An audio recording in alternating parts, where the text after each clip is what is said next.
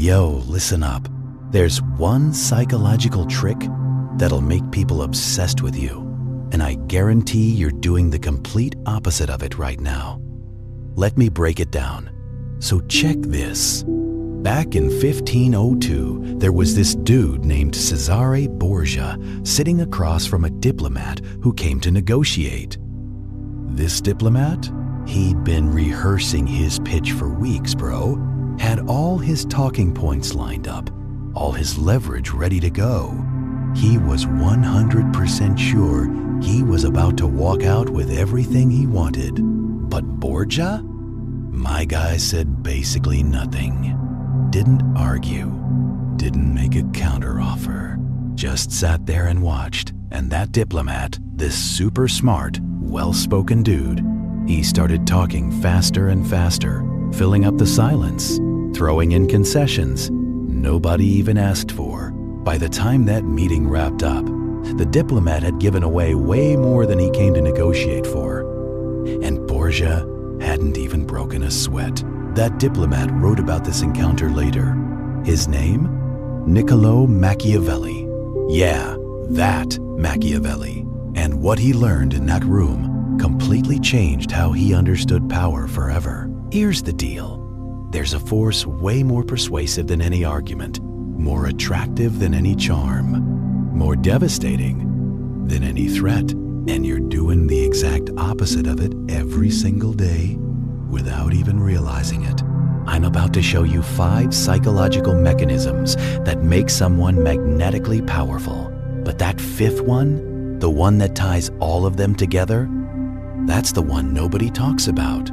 And it's gonna completely rewire how you see every relationship, every negotiation, every single moment of your life from here on out. Let's get into it. All right, here's a law that runs every single human interaction, but almost nobody follows it. The person who wants less controls more. Not the person with more money. Not the person with the better argument, not even the person with higher status. Nah, it's the person who can sit at the table and genuinely not need the outcome. That person, they bend reality around them. Robert Cialdini did a ton of research on this through his work on scarcity. He found that the perceived value of anything, a product, a person, an opportunity, it shoots up the second it becomes harder to get. But here's the part most people completely miss. Scarcity doesn't just apply to stuff. It applies to you, your attention, your approval, your emotional availability. When you chase someone, when you're always the one texting first, when you over-explain your worth, when you hit them with, "Are we okay?" After every little disagreement, you're flooding the market with yourself. You're making your presence cheap. And cheap stuff gets thrown out, bro. Think about this for a sec. Back in Renaissance Italy, the advisors who survived weren't the most talented ones. They were the ones who understood proximity as currency. They didn't crowd the prince. They positioned themselves at a distance that made the prince come to them. They got it. A person who's always available is a person who's never valued.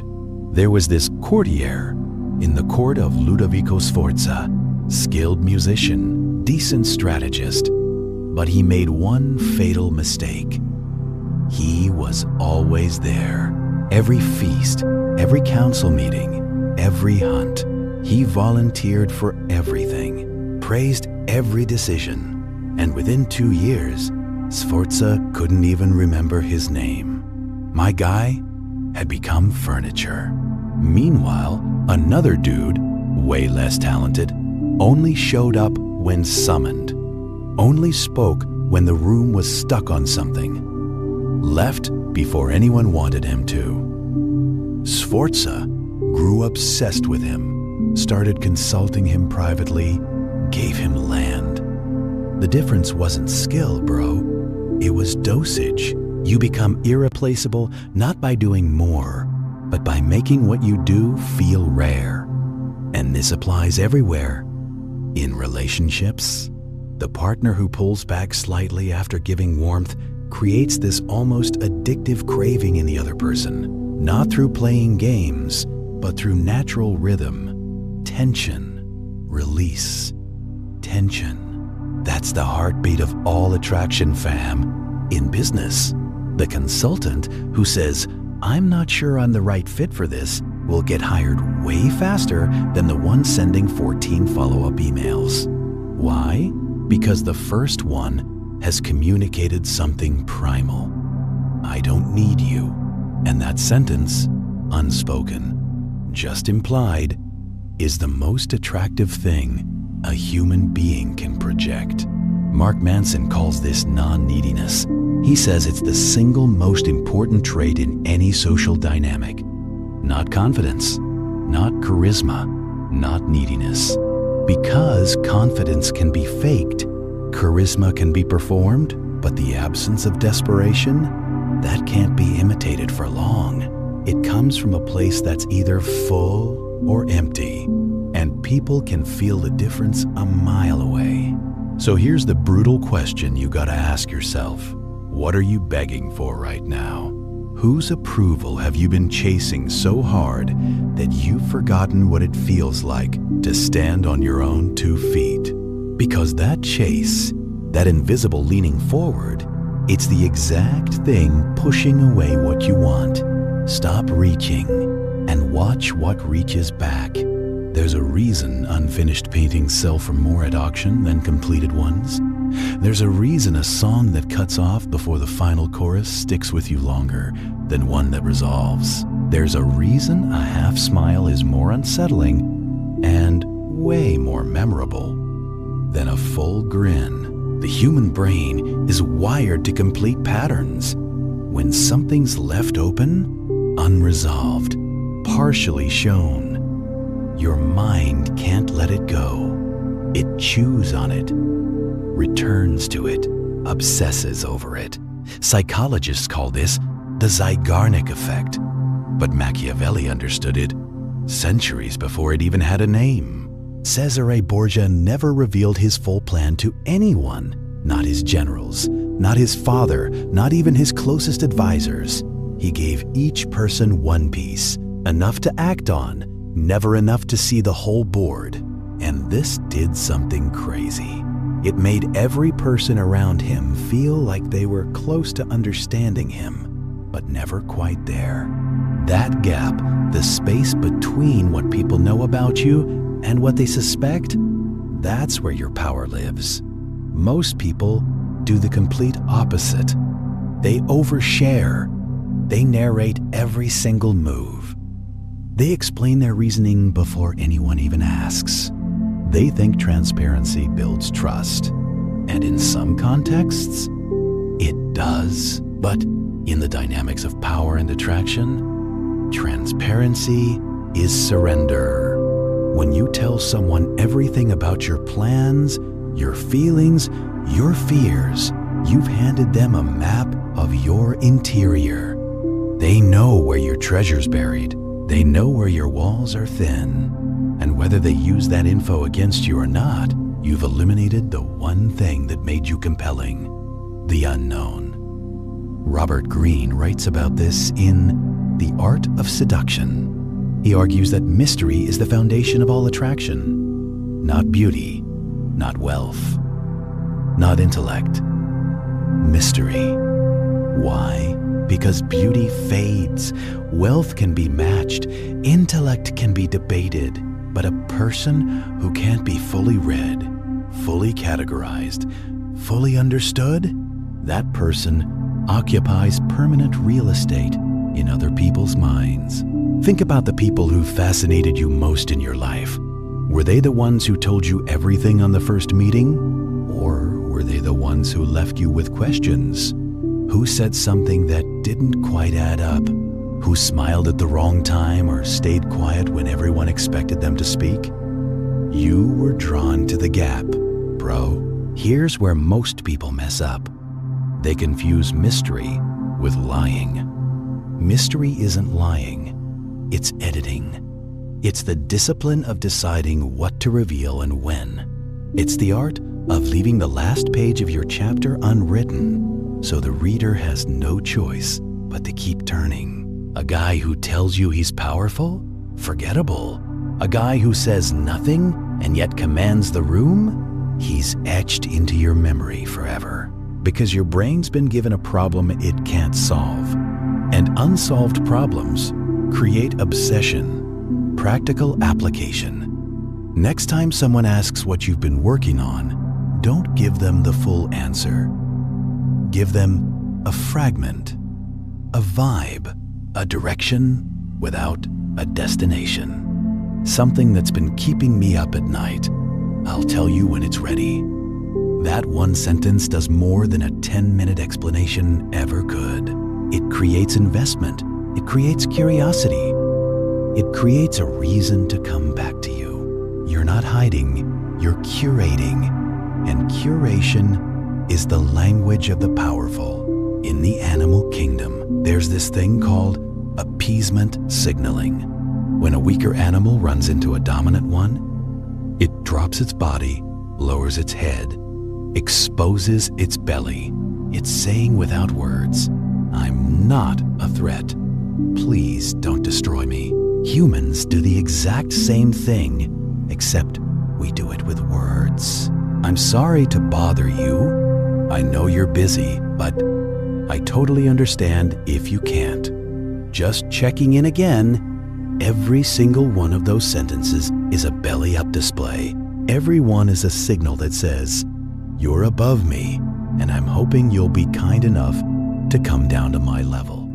And here's what's devastating. It works. In the short term, people will throw you scraps when you grovel. They'll respond to your fifth follow-up.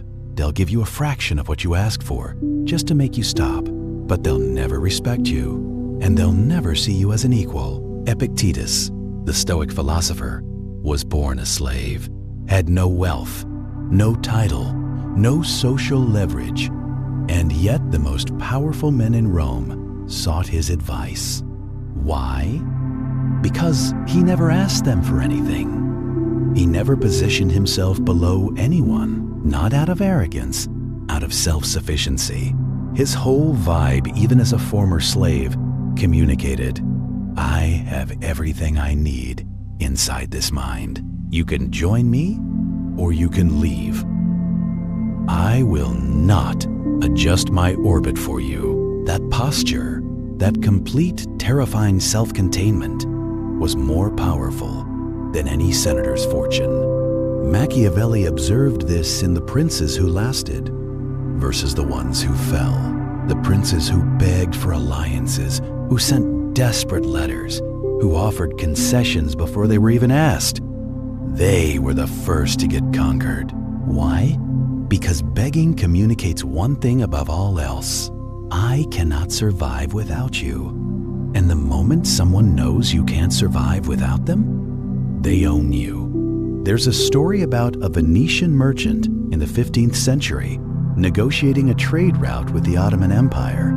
He wanted the deal badly. His entire fortune depended on it.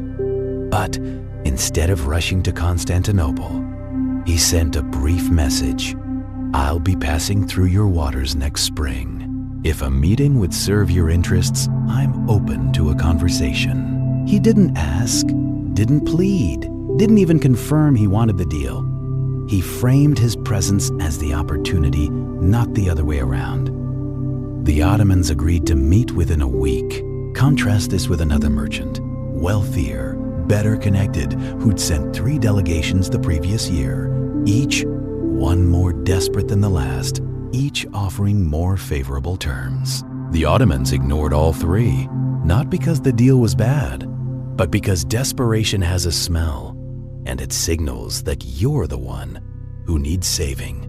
When you beg, you're not just asking for something, you're broadcasting your own insufficiency.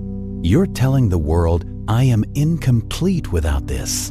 And the world, being what it is, will respond by withholding the very thing you crave. This isn't cruelty, bro. This is physics. Desperation repels. Self-sufficiency attracts. The gravitational pull of a person who doesn't need? Almost impossible to resist. So the question becomes, how do you stop begging when you genuinely need something? You reframe the internal architecture.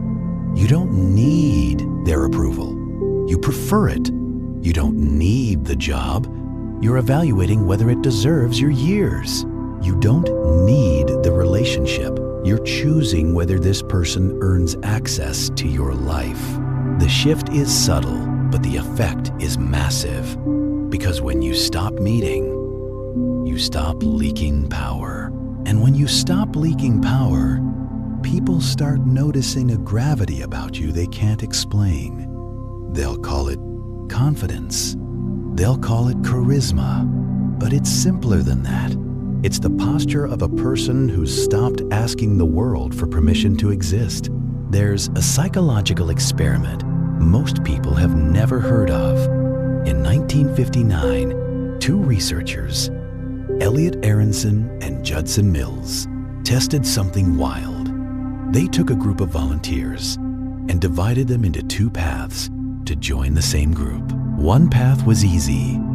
Fill out a form, show up, you're in. The other path was brutal. Embarrassing tasks, difficult screening, rejection at every stage. The result? The people who suffered to get in valued the group way more than those who just walked in for free.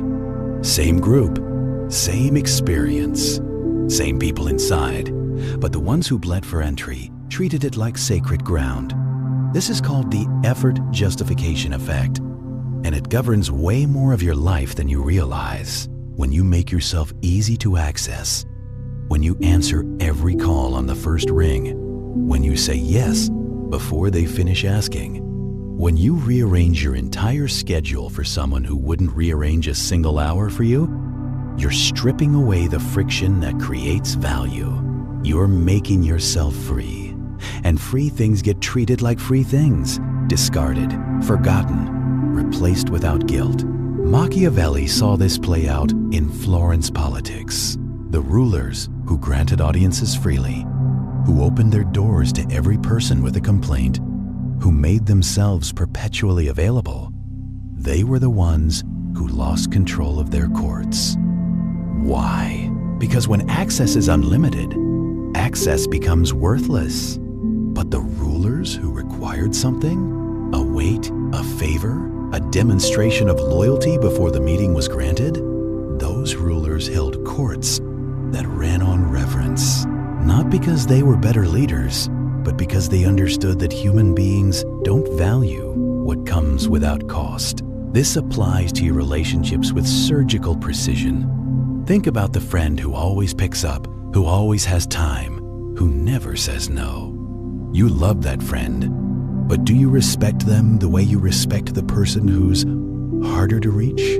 The one whose time feels scarce? The one who, when they finally sit down with you, makes it feel like an event? Be honest with yourself. There's this story about a tailor in Milan during the 16th century. He wasn't the best tailor. There were at least 3 others with finer stitching. But he had a waiting list that stretched 6 months. Why? Because he refused to rush. He turned away clients who demanded speed. He told a duke, that his order would have to wait behind a merchant's because the merchant had been patient. Word spread. Not about his skill, about his standards. And suddenly, every nobleman in Lombardy wanted to wear his work, not because the fabric was better, but because being dressed by him meant you'd earned it. The friction was the product. You gotta engineer friction into your own life, not artificially, not through games, but through genuine standards. Stop being perpetually available, not to play hard to get, but because your time genuinely costs something, and you should treat it that way. Stop agreeing to every invitation, not to seem important, but because saying no to the wrong things is the only way to say yes to the right ones. When someone asks for your time, your help, your energy, they should feel the weight of what they're requesting. Not because you make it difficult, but because you've made your life so purposeful that diverting from it carries real cost. This isn't arrogance, bro. This is architecture. The person who gives freely is generous, but the person who gives selectively is powerful. And the difference between them isn't kindness, it's intentionality. Cialdini's scarcity principle confirms this at every level. Limited editions sell out, exclusive clubs thrive, restaurants with 2-month waiting lists get reviewed by every food critic in the country. The mechanism is identical. Friction signals value. Ease signals disposability. Your attention is the most valuable resource you own. More valuable than money, because money can be earned back. An hour of genuine, focused attention from a person of substance? That's irreplaceable. Start treating it that way. When you do, something weird happens. People stop expecting you. They start appreciating you. The dynamic flips. You're no longer the one pursuing. You're the one being pursued. And pursuit, once it reverses, almost never reverses back. This is the part I told you about at the beginning. The mechanism that binds the other four together and makes them actually work. Without it, everything I've said is just technique, performance, a costume that falls apart the first time someone tugs at the seam. Here it is. You must become the person who doesn't perform power, but possesses it internally. And that possession comes from one source almost nobody talks about: self-betrayal. Not the absence of it, the reckoning with it. Every time you said yes when your gut screamed no. Every time you laughed at a joke that demeaned you. Every time you stayed in a room, a relationship, a job, a friendship that was slowly hollowing you out because leaving felt harder than shrinking. Every time you abandoned your own standards to keep someone else comfortable. Those moments didn't just cost you peace, they cost you presence. They fractured something at the core of your identity. The quiet internal knowledge that you can trust yourself. And without that self-trust, every technique becomes desperation wearing a better suit. You can practice scarcity, but if deep down you believe you're not worth the wait, your body will betray you. Your eyes will dart. Your voice will waver. You'll over-explain the pause you created, and the whole thing collapses. You can practice mystery, but if you're hiding not from strategy but from shame, because you genuinely believe that if they saw the real you, they'd leave, then the mystery isn't power, it's a prison. You can refuse to beg, but if the refusal is held together by white knuckles and a clenched jaw, people will sense the strain. And strain is just begging with better posture. Machiavelli wrote The Prince in exile. He'd been stripped of his title, tortured, cast aside by the very political system he'd devoted his life to. And in that exile, that period of total loss, he didn't write a letter begging for reinstatement. He wrote a book that would outlive every single person who had rejected him. That wasn't technique, bro. That was identity. He didn't pretend to be powerful. He rebuilt himself from the inside until the power was structural, until it was bone, until it couldn't be removed because it was no longer a posture. It was him. This is what Epictetus meant when he said, "No man is free who is not master of himself, not master of others, not master of perception, master of himself." The person who's reconciled with his own shadows, who's stopped running from his own disappointments, who's looked at his history of self-betrayal and said, "That ends now." That person doesn't need to perform anything. The room adjusts to him. Not because he demands it, but because authenticity at that depth creates a gravitational field that fakeness can't replicate. There's a concept in the laws of human nature that Robert Greene calls the law of compulsive behavior. He argues that people are driven by deep patterns, often invisible to themselves, that repeat across every domain of their life. The guy who begs in relationships will beg in business. The woman who abandons herself for approval at work will abandon herself for approval at home. The pattern is the person. And until you confront the pattern, no strategy will save you. So here's the uncomfortable work.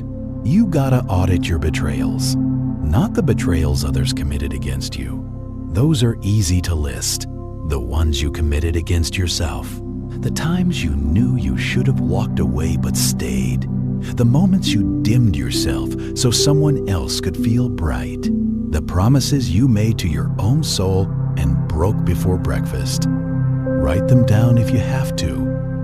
Not to punish yourself, but to see the pattern. Because once you see it, you can interrupt it. And once you interrupt it, you stop leaking that quiet signal that tells the world this person doesn't fully believe in their own worth. That signal, invisible, unspoken, radiating from every pore, is the reason techniques fail for most people. They're broadcasting unworthiness underneath a performance of strength. And human beings, at a subconscious level, can always detect the frequency beneath the words. When you stop betraying yourself, when you start honoring your own standards, even when it costs you, something shifts that can't be explained through psychology alone. It's almost magical. Your voice changes, not louder, heavier. Your eyes settle, not cold, certain. Your presence fills a room differently, not aggressively, inevitably. People will start describing you in ways that confuse you. There's something about him. He's different now. I can't explain it, but I trust him. They're not responding to what you're doing. They're responding to what you've stopped doing. You stopped apologizing for existing. You've stopped performing a version of yourself designed for someone else's comfort. You've stopped negotiating with your own boundaries. And in that cessation, that refusal to bend any further, you become the thing everyone's drawn to and almost no one can name. You become whole. Not perfect, not invulnerable, not cold. Whole. A person whose inside matches their outside. A person who doesn't need the room to validate what they already know about themselves. That's the fifth mechanism. And it's the only one that actually matters. Because without it, you're performing mystery. With it, you are mystery. Borgia didn't read a book on power dynamics before that meeting with Machiavelli. He didn't rehearse a strategy of silence. He sat in that room and did what came naturally to a guy who'd already decided at the deepest level that he didn't need the diplomat's approval. That's the difference between tactic and identity. Tactics are borrowed, identity is built. And once built, it doesn't require maintenance. It simply is. You now have the architecture, the scarcity that comes from genuine fullness, not manufactured absence. The mystery that comes from depth, not deception. The posture that comes from self-respect, not ego. The friction that comes from real standards, not games. And the foundation, the brutal, quiet work of ending your war with yourself. But knowing the architecture and living inside it are two different things. And here's the thought I'll leave you with. The version of you that stops begging, that stops chasing, that stops performing, that version already exists. You felt him in flashes, in those rare moments when you said no and meant it, when you walked away from something comfortable because it was slowly killing you, when you sat in silence and realized the silence wasn't emptiness, it was sufficiency. He's not someone you need to build. He's someone you need to stop burying. And the question that'll haunt you tonight if you let it is this: what are you still performing, and for whose applause? Yo, if this hits somewhere deep, understand, this is only what I'm allowed to show you. There are layers of this I can't put on YouTube. Strategies and psychological frameworks that cross lines the algorithm punishes. The information that actually shifts how people treat you, it doesn't survive in public. That material lives behind the join button. Subscribe if you haven't, but if what you felt watching this was recognition, not just interest, but recognition, click join and step into the architect level. You'll get access to what I can't say here. Most people will scroll past this. And honestly, that's the filter working exactly as it should.